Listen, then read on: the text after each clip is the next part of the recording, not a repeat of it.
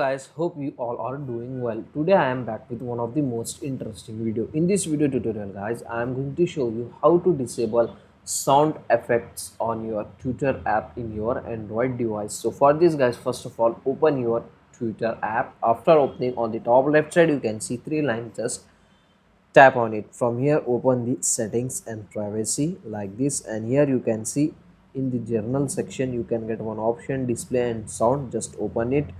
From here guys you can get sound effect option. Just uncheck this box. That's it. After this guys, your sound effects was disabled on your Twitter app. So that's it for today guys. This is a short and very simple video. Hope you enjoy this video. If you enjoy, please guys don't go back without like, share and subscribe. Thank you very much.